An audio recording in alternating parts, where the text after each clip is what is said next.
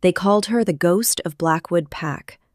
Ilara existed in the periphery, a smudge of gray against the cold stone walls. She was a creature of shadow and silence, her only purpose to scrub away the grime left by those who lived in the light.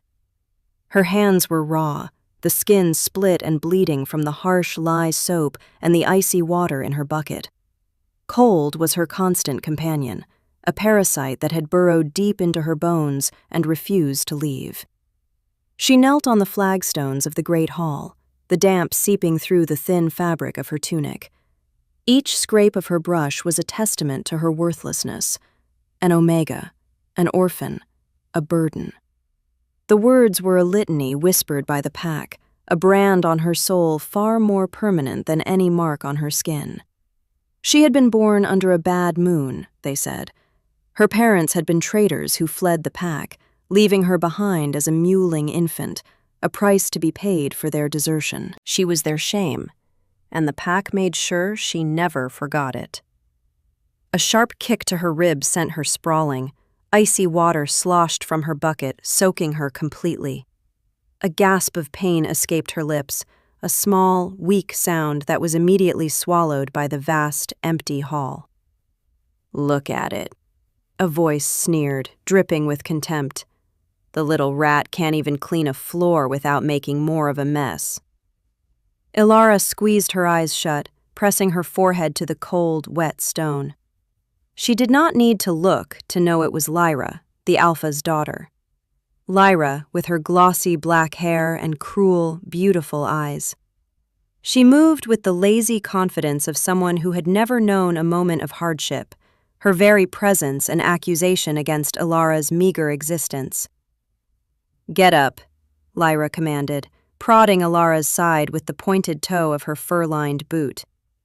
"You're dripping filth all over my father's floors. Clean it up." Ilara pushed herself up, her body trembling from the cold and the impact. Every muscle screamed in protest. She reached for her fallen brush, her movements slow and deliberate. She would not give Lyra the satisfaction of her tears. She had learned long ago that tears only made them crueler.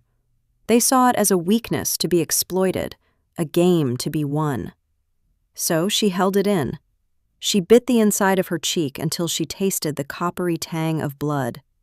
She focused on the task, on the circular motion of her hand, on the grit beneath her brush. She would endure. That was all she knew how to do. She would scrub and fetch and bow her head and survive. It was a pathetic existence, but it was hers. The world outside the keep had gone white. A blizzard, sudden and ferocious, had descended from the northern peaks, a snarling beast of wind and ice.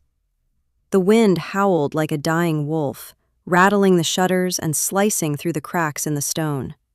It was a storm of unnatural fury, one the elders were already whispering was a dark omen. The Alpha had ordered everyone to the warmth and safety of the longhouse. Feasts would be had, fires would be stoked, and stories would be told while the storm raged itself into exhaustion. Everyone was gathered. Everyone but the ghost. No one had called for her. No one had checked the scullery or the empty halls. They had simply forgotten she existed. Or, more likely, they had not cared enough to remember. Lyra's final parting sneer as she'd left the hall echoed in Ilara's mind. "Maybe this storm will finally wash you away." A profound, aching loneliness settled over her, colder than the wind that now found its way through the great hall's main doors, which had been left unbarred in the haste to find shelter. The fires were dying, the embers glowing like malevolent eyes in the gloom. The cold was becoming dangerous. She knew she could not stay here. She would freeze before morning. Her only chance was the forest. There were caves, hollows, places a small thing could curl up and wait out the storm's fury. It was a fool's hope, but it was the only one she had. Wrapping her threadbare shawl tighter around her shoulders, Ilara slipped out into the raging heart of the blizzard.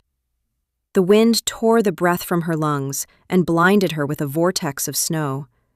It was like stepping into a void, a world without shape or color, only the biting cold and the deafening roar of the storm. Every step was a battle. The snow was already deep, and it pulled at her thin shoes, trying to drag her down. Her feet and hands were numb within minutes. Was this it? Was this how her pathetic story ended? A frozen corpse buried under a mountain of white, not to be found until the spring thaw. A fitting end for a ghost. No. The word was a spark in the frozen wasteland of her mind. She had endured Lyra. She had endured the hunger, the beatings, the endless, soul-crushing contempt of the pack. She would not let a storm be the thing that finally broke her. She pushed forward, guided by nothing but instinct and a stubborn refusal to die. She stumbled, fell, and rose again, her body a single, screaming protest of pain and cold. The trees were skeletal claws reaching for her, their branches groaning under the weight of the snow. Then she saw it. A dark opening in the side of a snow-covered rock face. A cave. It was small, barely a fissure in the stone, but it was shelter. Hope, fierce and desperate, surged through her. With the last of her strength, she crawled into the opening, collapsing onto the dry, rocky floor. She was out of the wind. The sudden silence was almost as deafening as the storm's howl. For a moment, she lay there, her body shuddering violently, her lungs burning with every ragged breath. As her eyes adjusted to the deep gloom, she realized she was not alone. A shape lay in the back of the cave, huge and dark. It was a wolf. A monster of a wolf, larger than any she had ever seen, its fur the color of a midnight storm. It was utterly still, but for the shallow rise and fall of its massive chest. Fear, sharp and primal, lanced through her. She was trapped in a den with a predator. But as she watched, she saw the dark, wet stain matting the fur on its flank. She saw the unnatural angle of its leg. It was injured. Badly. Her fear was slowly replaced by a strange, aching pity. It was a magnificent creature, brought low by some terrible violence. It was like her, in a way, broken and alone. Hesitantly, she crept closer. The wolf did not stir. Its breathing was labored, a rough, wet sound that spoke of deep injury. The scent of pine and winter storms clung to its fur, but underneath it was the sharp, metallic smell of blood. Acting on an instinct she did not understand, she reached into the small pouch at her belt where she kept a few precious things. A dull knife, a bit of flint, and some dried herbs the pack healer had once taught her to identify. She had nothing to offer but a small measure of comfort. She tore a long strip from the hem of her already ragged tunic. It was a flimsy, pathetic bandage for such a creature, but it was all she had. Trembling, she shuffled closer, her heart pounding against her ribs. "I won't hurt you," she whispered, her voice hoarse. The words were more for herself than for the unconscious animal. She reached out a shaking hand, intending to press the cloth against the wound. Her fingers, numb with cold, brushed against its thick fur, seeking the broken skin beneath. The moment her skin touched its hide, the world exploded. A fire ignited in her veins, a searing, white-hot agony that started in her fingertips and blasted through her entire body. It was a pain beyond anything she had ever known. A fire that felt like it was melting her bones and turning her blood to steam. She screamed, a raw, ragged sound torn from her throat. On the back of her hand, a light bloomed, brighter than the sun. It etched a pattern into her skin, a swirling, intricate sigil of silver and starlight. The brand burned with a celestial fire, a mark of impossible power being seared into her very soul. She felt a connection snap into place, a cord of energy linking her to the beast before her, so powerful it felt like it was rewriting her existence. Through the haze of pain, she saw the wolf's eyes snap open. They were not the eyes of an animal. They were the color of molten gold, intelligent, ancient, and filled with a power that made the storm outside seem like a summer breeze. The raw energy pouring from them was overwhelming. The great beast began to shift, bones cracked and reformed, limbs elongated, and the massive wolfen form melted away, replaced by the body of a man. He was huge, even lying on the cave floor, with shoulders as broad as an oak tree and a body honed by centuries of battle. His skin was tanned, his hair as black as a raven's wing, and his face was a masterpiece of harsh, predatory beauty. He pushed himself up on one elbow, his movements still hampered by his injuries, but his gaze never left her. Those molten gold eyes locked onto hers, and in their depths she saw shock, recognition, and a possessiveness so absolute it stole the air from her lungs. His gaze dropped to the glowing mark on her hand, which was now slowly fading to a delicate, shimmering silver. A low sound, something between a growl and a sigh of profound relief, rumbled in his chest. He looked back at her, his expression softening with a tenderness that was so at odds with his fearsome appearance that her mind reeled. His voice, when he spoke, was deep as thunder, yet impossibly gentle. Mine. The word was not a question or a statement. It was a declaration, a claiming. It settled over her like a weighted blanket, a truth her soul seemed to recognize even as her mind screamed in terror. What was happening? Who was this man? This thing? Her body, traitor that it was, felt the pull of the bond between them. It was a humming warmth in her chest, a sense of rightness, of coming home to a place she had never known. But her mind, conditioned by a lifetime of fear and abuse, saw only a predator, a new, more powerful master. Panic seized her. With a choked sob, she scrambled backward, crab-walking away from him until her back hit the cold, unforgiving rock of the cave wall. She curled into herself, pulling her knees to her chest, trying to make herself small, invisible. It was her only defense, the one she had perfected over years of torment. He did not move to pursue her. He simply watched her, his golden eyes filled with a mixture of pain, patience, and an overwhelming sadness. "I will not harm you," he said, his voice a low vibration that seemed to travel straight through the stone and into her bones. "I have waited for you for centuries." Centuries? The man was clearly insane, a madman who could turn into a wolf. Ilara's heart hammered against her ribs. She was trapped with him. She stared at the shimmering mark on her hand. It felt warm against her skin now, a pleasant thrum of energy that pulsed in time with her frantic heartbeat. It was a part of her. He had done this to her. He had branded her. "What did you do to me?" she whispered, the words barely audible. "I did nothing," he answered softly. "It is the bond. It recognized its other half. It recognized you." He tried to sit up further and winced, a sharp intake of breath revealing the extent of his injuries. The movement pulled at the makeshift bandage she had tried to apply, and a fresh line of red blossomed on the white cloth. The sight of his blood, of his pain, cut through her fear. That strange, inexplicable pity returned. Her instincts, the ones that had led her to help the wolf, warred with her terror of the man. The bond hummed between them, a silent song of connection and destiny. He saw the conflict in her eyes. "My name is Kale," he said. "What is yours?" She hesitated. No one ever asked for her name. She was Omega, girl, rat. To say her own name felt like an act of defiance. "Ilara." "Ilara," he repeated, and the way he said it was a caress.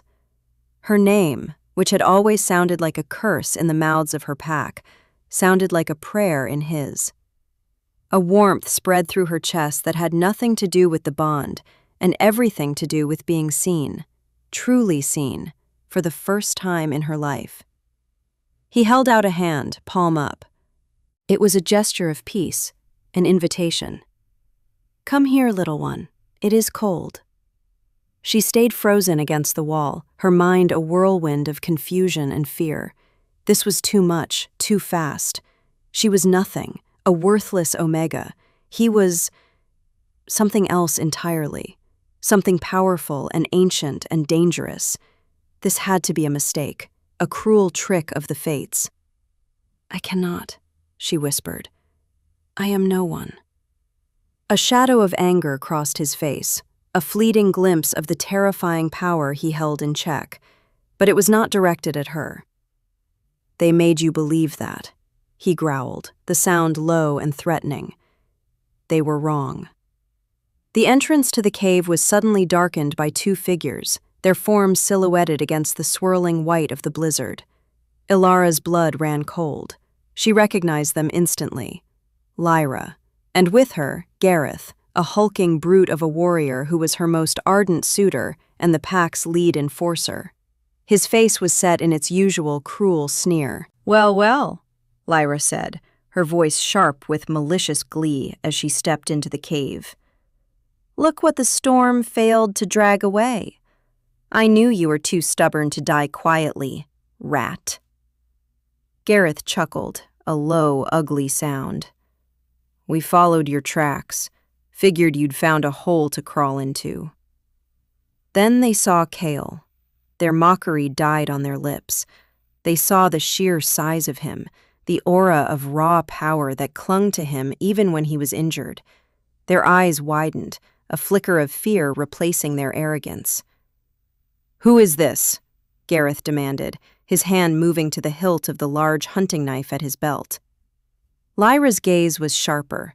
It swept over the scene, taking in the injured stranger, the terrified Omega cowering against the wall, and then it landed on Ilara's hand. The silver mark was still faintly visible, a delicate tracery against her pale skin. Lyra's eyes narrowed, and a slow, greedy smile spread across her face. She was the Alpha's daughter. She knew the old legends. She knew what such a mark signified. The fear in her eyes was replaced by a dangerous, calculating light. "It seems our little ghost has found herself a powerful friend," she purred, her eyes fixed on the mark. She looked from Ilara to Kael, her mind clearly racing. "Or a master." Kael moved, placing himself between them and Ilara. It was a slow, pained movement, but it was an unmistakable act of protection. A low growl rumbled in his chest, a sound that promised death. "Leave," he commanded, his voice dropping to a lethal whisper. Gareth bristled at the command, his pride wounded. "You're in Blackwood territory, stranger. You don't give orders here." He drew his knife, its blade glinting in the dim light. But Lyra placed a restraining hand on his arm. Her eyes were gleaming with avarice. This changed everything. The worthless Omega was suddenly valuable. She was a key, a prize linked to this powerful, mysterious male, a tool to be used. Now, Gareth," she said sweetly, though her eyes were cold as ice. "Let's not be hasty. The Omega belongs to our pack. We're simply here to collect what is ours." The word ours was a physical blow to Ilara. She had never belonged to anyone. She had only ever been a thing to be used and discarded. And now, Lyra was claiming ownership in front of the one person who had looked at her like she was precious. "She belongs to no one but herself," Kael snarled, his golden eyes beginning to glow with a terrifying light. "And she is under my protection. Leave now, or you will not leave at all." The sheer menace in his voice made Gareth take an involuntary step back. But Lyra was undeterred. She saw weakness in Kael's injuries and opportunity in Ilara's fear. "We'll be back for her," she promised, her voice laced with venom. "Enjoy your new pet while you can, stranger. She will be ours." With a final, hateful glare at Ilara, she turned and gestured for Gareth to follow. They disappeared back into the storm, leaving a suffocating silence in their wake. Ilara was trembling uncontrollably. They would be back. They would bring others. They would take her. And what they would do to her for the crime of being claimed by another? It was unthinkable. Kael turned back to her, his face a mask of grim fury. "They will not touch you," he swore. I will tear their entire pack apart before I let them lay a hand on you." He tried to stand, to come to her, but his injured leg gave way and he collapsed back with a sharp cry of pain. The sound broke through Ilara's fear. He was hurt. He was vulnerable. He had tried to protect her, a stranger, a nobody. He had stood against her tormentors for her. The bond between them pulsed, a warm and insistent pressure in her chest. It was not a chain, she realized. It was a lifeline. Slowly, hesitantly, she pushed herself off the wall. She crawled over to him, her fear still a cold knot in her stomach, but her resolve hardening. She had spent her entire life running, hiding, cowering. Not anymore. She reached his side and gently pushed on his shoulder. "Sit down," she whispered, her voice surprisingly steady. "You are hurt. Let me help you." He looked at her, his golden eyes wide with surprise and something else, something that looked like awe. He sank back against the cave wall, his powerful body slumping in exhaustion and pain. She took the strip of cloth from his wound. It was soaked through. She needed water, clean bandages, more herbs. But for now, all she could do was reapply the pressure. She pressed her small hands over his wound, trying to staunch the bleeding. Her touch seemed to soothe him. The tension in his shoulders eased, and he let out a long, shuddering breath. He looked down at her small, pale hands pressed against him, and a look of profound, heart-wrenching tenderness filled his eyes. "I have you," he murmured, his voice thick with emotion. He reached up and gently brushed a stray strand of hair from her face. His touch was feather-light, reverent.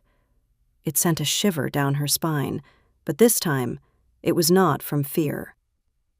They stayed like that for a long time, huddled together in the small cave, while the blizzard raged outside. The world had been reduced to this single, quiet space, the terrifying, powerful stranger and the worthless Omega girl. But in the silence, with the warmth of the bond flowing between them, Ilara felt, for the first time in her life, that she might be something more. Their respite was short-lived. Just as the storm began to show the first signs of abating, a new sound reached them, the crunch of many feet in the snow, the low growl of wolves. Cale was on his feet in an instant, his injuries seemingly forgotten. He stood before her, a living shield, his eyes blazing gold. "They are here," he snarled. It was not Lyra and Gareth. The scent that wafted into the cave was wrong. It was darker, tinged with the smell of bloodlust and dark magic. Figures appeared at the cave mouth. They were clad in black leather and dark iron, their faces obscured by shadows and cruel-looking helms.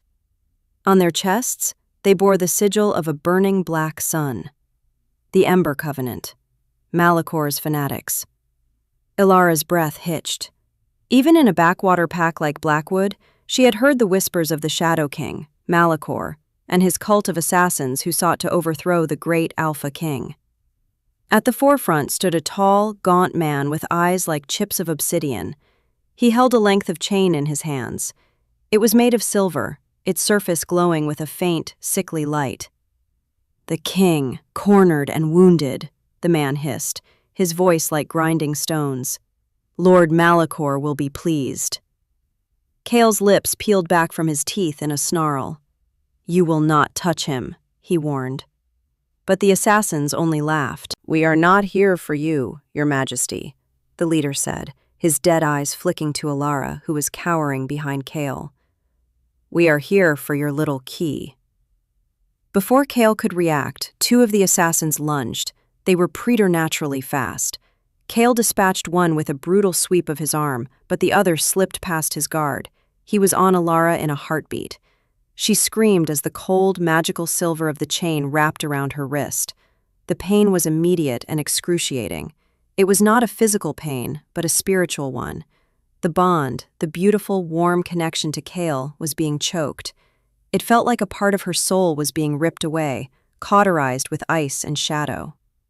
Cale roared, a sound of pure, untamed fury. He lunged for the man holding her, but more assassins swarmed him, their silver-laced weapons driving him back. He was powerful, but he was injured and outnumbered. "No!" Elara cried, trying to pull away, but the chain held her fast. The pain intensified, a nauseating wave that made her vision swim. She could feel Kale's agony through the bond, a feedback loop of torment that was crippling them both. The leader of the assassins smiled, a cruel, triumphant expression. "She is the anchor to your power, King Kale. A weakness Lord Malachor will be happy to exploit." He yanked on the chain, pulling Elara off her feet. "And now, she is ours." They dragged her out of the cave, out into the snow.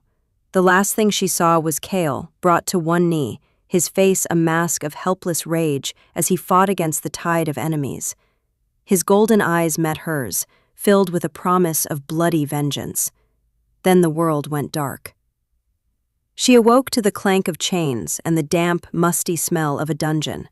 She was in a small stone cell, the silver manacles on her wrists and ankles chained to the wall. The magic-dampening metal was a constant, agonizing drain, pulling at the bond, leaving a hollow, aching void in her chest where its warmth used to be. The separation from Kale was a physical wound, a deep, phantom pain that made it hard to breathe. The cell door creaked open, and a figure cloaked in shadow stepped inside. He was tall and regal, with an aura of cold, ancient power that made the air grow heavy. He pulled back his hood, revealing a face that was aristocratically handsome, but marred by a cruel twist to his lips and eyes that held a chilling emptiness. "So," the man said, his voice a silken, dangerous whisper, "this is the creature who holds the heart of a king." This was him, Lord Malachor, the Shadow King. He circled her like a predator studying its prey. "You are disappointing, small, frail. I had expected something more." He reached out and tilted her chin up with one cold finger. "Tell me, little Omega, what is it about you that has kept our mighty Alpha King alone for 500 years? Elara flinched away from his touch, pressing herself against the damp stone wall. She said nothing, her throat tight with fear. Malachor laughed, a soft, chilling sound. "It does not matter. Your purpose is not to be his love. Your purpose is to be his undoing." He began to pace the small cell, his voice taking on a lecturing tone. "The soul bond is a source of immense power, a gift from the moon goddess herself. But like all gifts, it can be perverted, it can be severed, and the backlash from such a sundering, it will cripple him. It will shatter his spirit, leaving him an empty vessel for me to discard." He stopped in front of her, his eyes gleaming with fanatical ambition. "I will perform a ritual. It requires the anchor of the bond, you, and an artifact of great darkness. When it is complete, the power that flows between you will be turned back on him, amplified 1,000 times. He will be broken, and I will take his throne. You, my dear, are the key to my ascension." His words washed over her.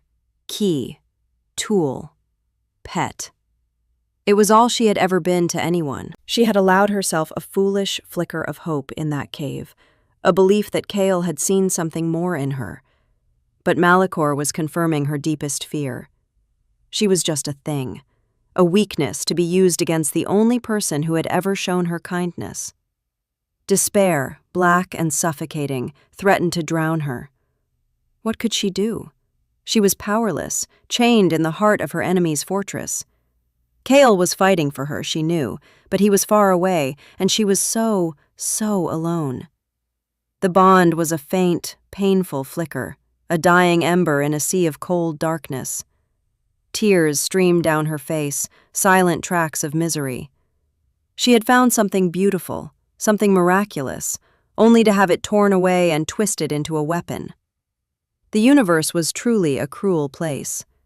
As she huddled in the darkness, lost in her own misery, A tiny spark ignited in the void. It was a pinprick of warmth, a familiar golden light that flickered deep within her soul. It was him. It was Cale. Hold on. The voice was not spoken aloud.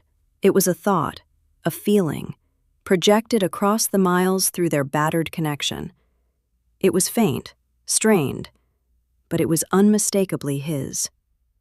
Ilara, hold on. I am coming. The words were a lifeline thrown into the abyss. He was alive. He was fighting.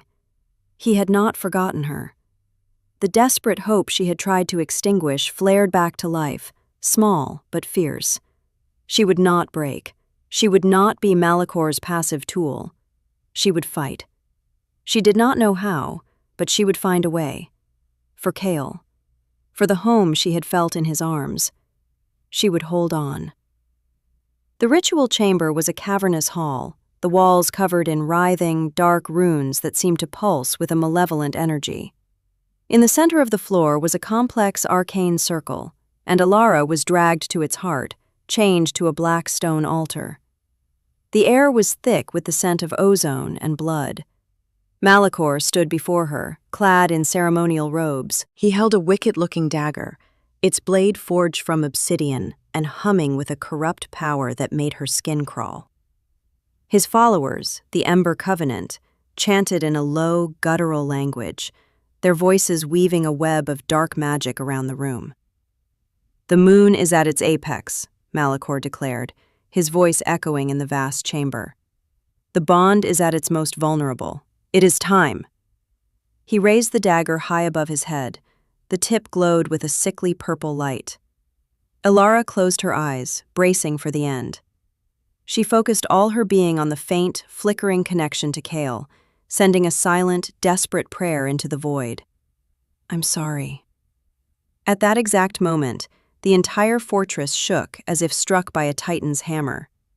A deafening explosion ripped through the chamber's massive doors, blasting them off their hinges and sending stone and splintered wood flying. Dust and smoke billowed into the room. Through the haze, a figure emerged. It was Cale, but not the injured man from the cave. This was the Alpha King in his full, terrifying glory. His eyes were twin suns of molten gold, blazing with righteous fury.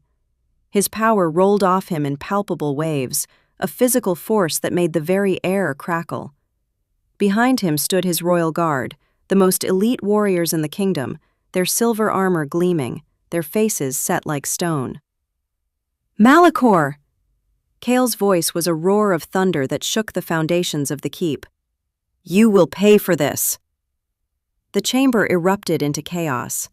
Cale's guards crashed into the Ember Covenant cultists, and the clash of steel and the shouts of battle filled the air. Cale himself was a whirlwind of destruction, cutting a bloody path through Malicor's forces, his eyes locked on Ilara. Malicor sneered, unfazed. "You are too late, old wolf. The ritual has begun." He sent his elite guard, monstrous warriors infused with shadow magic, to intercept the king. Cale met them without hesitation, his rage fueling his strength. He fought like a demigod, but they were many, and their dark magic was potent. They swarmed him, their cursed blades finding purchase, slowing him down, overwhelming him. Ilara watched in horror as Cale was forced to his knees, a dozen blades at his throat. He fought, but he was trapped. He looked at her, his face etched with agony and desperation. Malicor laughed, a triumphant, ugly sound. "You see, your king is beaten. Now, to sever the connection forever!" He turned back to Ilara, the obsidian dagger once again raised to strike. He would kill her. He would use her death to shatter the man she loved. The realization hit her with the force of a physical blow. In that moment of utter clarity, seeing Cale brought low for her sake, she knew. She loved him. She loved this ancient, powerful king who had looked at a worthless ghost and seen a queen. And that love ignited something within her. It started as a spark in the hollow void where the bond had been, a spark of love, of rage, of a fierce, primal need to protect him. The spark became a flame, the flame a roaring inferno. All the pain, the fear, the years of humiliation, every cruel word and careless blow, all of it became fuel for this fire. Something deep inside her, a power she never knew she possessed, a dormant, sleeping giant, finally awoke. A blinding, brilliant light erupted from her body. It was not the fire of the sun, but the pure, gentle, and utterly unyielding light of the soul. It was the light of creation, of life itself. The wave of energy blasted outwards, white and gold and silver. The silver chains on her wrists and ankles dissolved into dust. The dark runes on the walls cracked and faded. The Ember Covenant cultists shrieked as the pure light touched them, their shadow magic turning to ash. The light washed over Kale, and where it touched him, his wounds sealed instantly. The dark magic afflicting him evaporated, his strength returned tenfold, and he surged to his feet with a roar of his own, throwing off his attackers as if they were children. Ilara stood up from the altar, no longer chained, no longer cowering. The light swirled around her, wreathing her hands in power. She felt whole, powerful. For the first time, she was not the victim. She was not the prey. Malachor stared at her, his face a mask of disbelief and horror. What are you?" he stammered. She met his gaze, her eyes, once timid and downcast, now shining with an inner luminescence. She thought of all the names she had been called: Omega, Rat, Ghost, Key. "I am his," she said, her voice clear and strong, ringing with an authority she had never known. "And I am the light that will erase your shadow." She raised a hand, and a beam of pure, concentrated light shot from her palm, striking Malachor square in the chest. He screamed, a high, thin sound as the light consumed him, burning away his darkness, his ambition, his very existence, until nothing was left but a pile of fine, gray ash. Silence fell over the chamber, broken only by the ragged breathing of the survivors. The battle was over. Kale stared at her, his golden eyes wide with an emotion she could not name. It was awe, reverence, and a love so profound it made her heart ache. He crossed the distance between them in 3 long strides, his warriors parting before him like the sea. He stopped just before her, reaching out a hand as if he was afraid she might vanish. He gently touched her cheek, his thumb stroking her skin. "Ilara," he breathed, his voice thick with unshed tears. "You saved me." She leaned into his touch, a feeling of absolute peace settling over her. She looked at the shimmering silver mark on her hand, the symbol of their bond. It was no longer a brand of ownership, but a badge of honor, a promise. With a newfound confidence, she took his hand and placed it over his heart. Then she laid her marked hand on top of his. "We saved each other," she whispered. As her skin touched his chest, a new light flared between them. It was warm and gentle, sinking into his skin. When it faded, a matching mark, a mirror image of her own, glowed over his heart, a sigil of silver and starlight against his tanned skin. The bond, once threatened, was now complete, stronger and more absolute than ever before. He was hers, as she was his. He pulled her into his arms, burying his face in her hair. He held her not as if she were a fragile thing to be protected, but as if she were his equal, his anchor, his queen. And in his embrace, surrounded by the warmth of his love and the thrum of their completed bond, Ilara finally, truly, felt like she was home.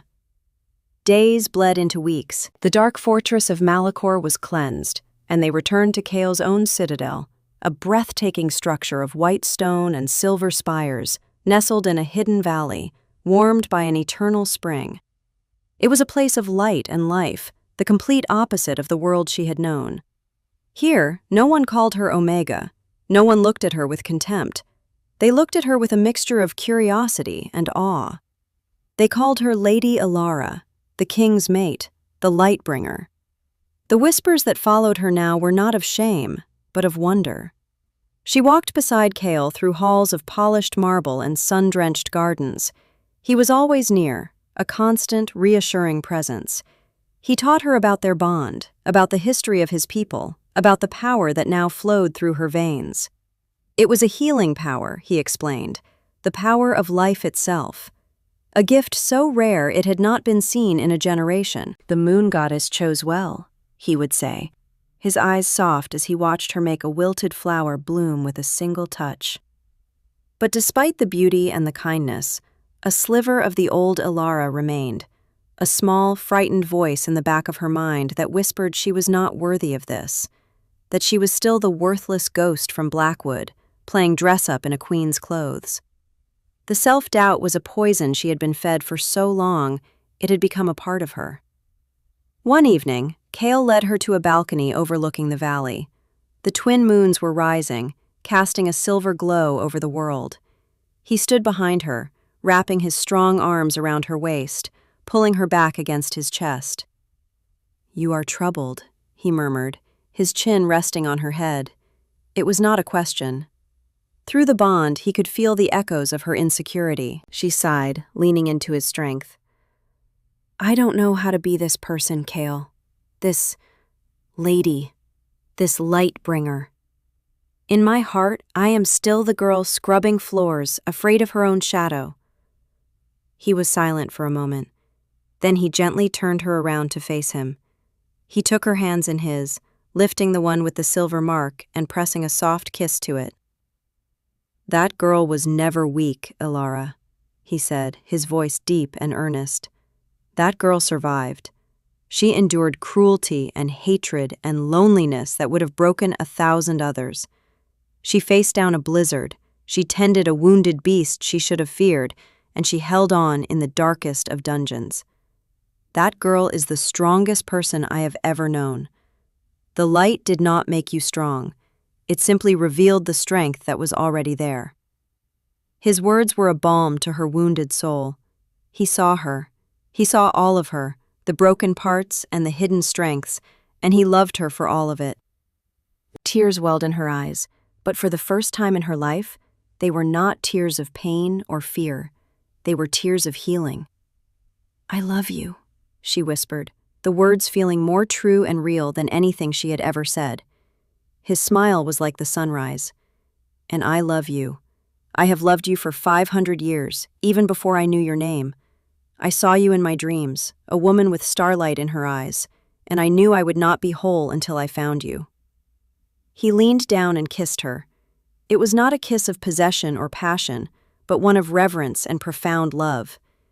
It was a promise of forever, a sealing of their souls. In that kiss, the last of her doubts, the last echoes of the ghost of Blackwood, finally melted away. The next day, he led her to the great hall of the citadel. It was filled with his people, thousands of them, from the highest-ranking lords to the most humble servants. They all turned as one as Cale led her to the dais where 2 thrones sat. One was large and imposing, carved from dark wood. The other was smaller, more elegant, carved from pale, luminous weirwood. He stood before them, his voice ringing with power and pride. "My people, for centuries I have led you alone, but the long wait is over. The goddess has blessed us. I present to you Ilara, my soulmate, my anchor, the bringer of light." He turned to her, his golden eyes glowing with adoration. "My queen." He gestured to the smaller throne. It was her moment, her choice. She could remain in his shadow, or she could step into her own light. She took a deep breath and walked to the throne. She sat, not as a servant given a temporary reprieve, but as a woman who had finally accepted her own worth. She looked out at the sea of faces, not with fear, but with a quiet, steady confidence. She met their gazes, offering a small, genuine smile. A cheer went up from the crowd, a deafening roar of approval and joy that shook the very foundations of the hall. Cale sat beside her, taking her hand in his. Their matching marks glowed with a soft, warm light. She was no longer Ilara the Omega, the ghost. the worthless thing. She was Ilara, the light-bringer, the survivor. She was loved. She was home. She was a queen. And her reign, beside the king who had dreamed of her for centuries, was just beginning.